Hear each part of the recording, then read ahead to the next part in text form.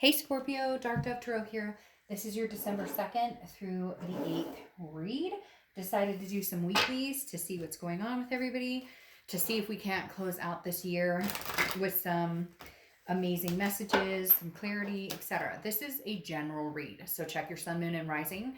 This is for Scorpio, sun, moon, and rising, and Venus. Hopefully it resonates with majority of you, but again, check your sun, moon, and rising. Some months those may resonate with you more than others, or you may just get a little more clarity. If you want a private read, the information is in the description below. So let's see what's going on for Scorpio for this week, for December 2nd through the 8th. So you start out with the Seven of Swords, which is manipulation, strategy, solitude, feeling like you're in self-defense mode. Now, this read could be about love, it can be about work, it could be about several different situations.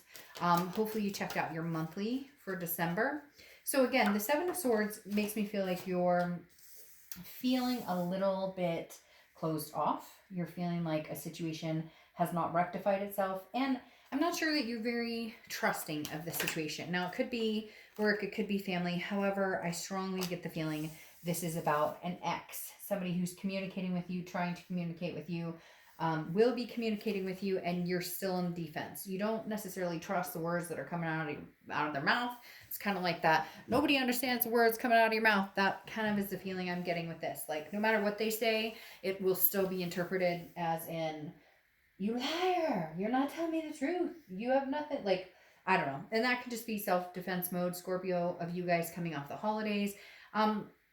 The reason, though, for this is there's a sadness. There's a grief behind it. You have the Five of Cups, which is a sadness. It's a grief. It's a feeling of loss. So I feel like this is on again, off again. Not that you guys are getting back together and then breaking up. I feel like the break is pretty much solidified as a break. However, they communicate with you. Maybe, hey, how you doing? Happy holidays. I hope you're whatever. And you're like, this fool has something up their sleeves because it's been a long time since they've been true. And however you want to be emotionally, screw you and I'm over this and I would never deal with you again. There's grief here. There's sadness. There's loss because at some point you felt peace with this person. And you know what's even weirder? It's not weird, but I feel like at some point you felt peace with this situation. Like you were finally ready to move on to something bigger or better because you have the Ten of Cups. And not in a conceited way, Scorpio, it's just the Ten of Cups is a peace. It's a family. It's a joy. It's a love. And I feel like you're kind of like, well, I've been, sad over this situation for a long time. Then I finally got over it. And then they come back in and I'm like, I can't fucking believe you. Or I don't, and if you don't like cussing, I'm not the reader for you. But like literally the Seven of Swords is saying, no, I'm still on the defense here. I'm sad.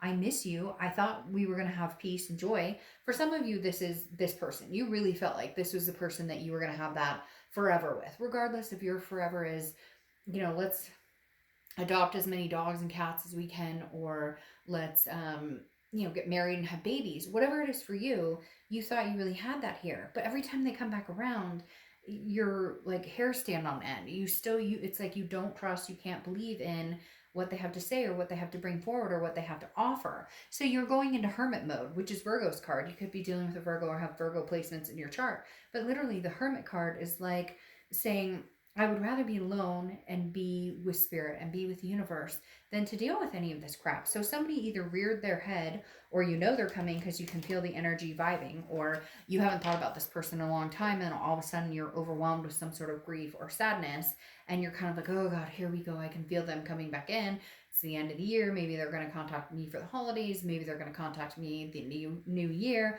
Because for whatever reason, I feel like you had a sense of like I was finally relieved of it, and now they're coming back in. And you're like, all I wanted was this, and all I got was this. So now I'm going back into my man or woman cave going, no, I'm not going to put any time or energy into this. I'm going to focus on work, because you have the Eight of Pentacles, which is definitely I am ignoring this situation and putting my head in the game as far as work is coming. But changes are afoot. You have the Wheel of Fortune card. Okay, the Wheel of Fortune is unplanned changes. It's divine timing. It's something that you can't change or control. It's something that is going to come whether you like it or not. Now, interestingly enough, I feel like this Wheel of Fortune is going to plan to put somebody else in front of you. Cross watchers, you may not like this, but I read for the sign I read. It can be reversed. However, the Wheel of Fortune, though, is either they're coming back around and this will no longer exist and this will come back into play, or it's somebody completely new. Because the Wheel of Fortune, like I said, is divine timing. It's unplanned changes. It's something you can't control. And you have the Knight of Wands, which is saying you're very capable of handling this. The Knight of Wands is stability. It's a mask. It's basically a mask. It's like, you don't know my strength. You don't necessarily even want to come up against my strength because you may get hurt in the process, because I have a lot more bang for my buck than you think as far as what I'm capable of, what I can handle. The reason I'm saying new love is you have Ace of Coins here clarifying the 10 of Cups. Before you thought, Scorpio, this person would possibly be your 10 of Cups or your peace. But the Ace of Pentacles is one of my favorite cards because this is new beginnings. This is somebody coming in, a plethora of people coming in. This is new opportunities. This is, prosperity. This is good things coming in, new beginnings all around. This could be job. This could be love. This could be money. This could be health. It's 11:11. I have to kiss the clock. Sorry. It's just my thing. It's 11:11 my time. The Ace of Coins or Ace of Pentacles, which is a 1, by the way. Oh, and I just kissed the clock and it's 11:11. Oh, okay. Anyways, some of you are going to understand that and some of you are going to be like, she's crazy, but that's okay. I don't care either way. The Ace of Coins is literally like a new beginning. And I feel like you're going to explore your options. Not that this person isn't still on your mind, but in your mind's eye, they're deceptive or they're strategizing. They're not real. They're not coming in real.